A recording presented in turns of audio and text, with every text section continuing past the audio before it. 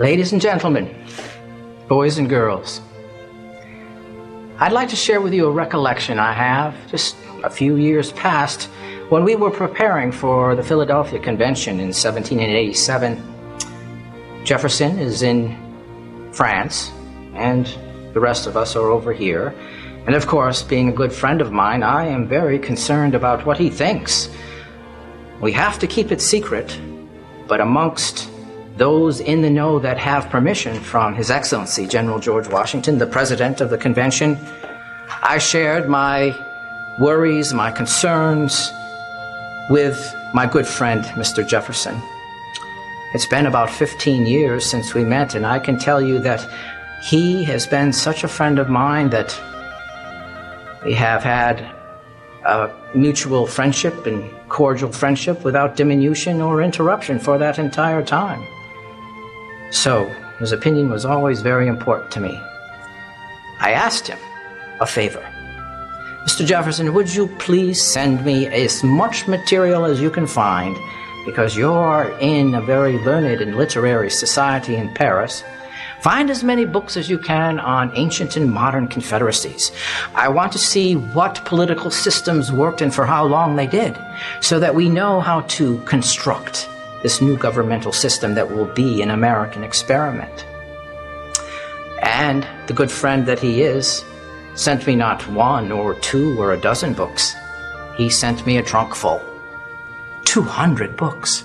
And of course I love to read, so I read every one. And after reading cover to cover every single book and taking very good notes, lengthy and detailed notes, I came to a singular conclusion. We were up against a storm. Every single kind of modern or ancient confederacy didn't last. It always dissolved into a monarchy, or a despot, or a dictator, or an emperor, or some other power monger. Because we tend to be that way as human beings. So when we came to Philadelphia in 1787, the Virginia delegation had an opportunity to strategize. Why? Because the delegates were slow in coming in. We had a very wet spring. And of course, to travel all the way from the southern states all the way up to Philadelphia takes weeks. And some of them were bound by lost carriage wheels or stuck in the mud or other things that delayed their arrival. So the Virginia contingent strategized. And His Excellency General George Washington, who presided over the proceedings, gave favor to something that I had come to the convention prepared with, a plan. Virginia's plan was not to modify the Articles of Confederation. Congress only gave us permission to do that. We had no intention of modifying the Articles of Confederation. Why? It would have been a waste of all of our time. It was far too weak to simply put patchwork holes upon a garment that was ripped to shreds.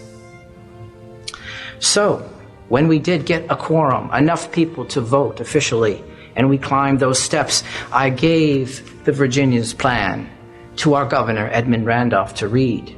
And that's how we started this process of 3.5 months of deliberations, 6 days a week, through the hot, humid, hazy days of summer in Philadelphia, behind closed doors and closed windows.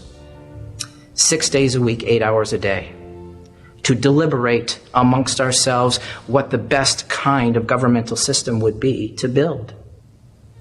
It turned out to be a representative republic, as explained in our United States Constitution.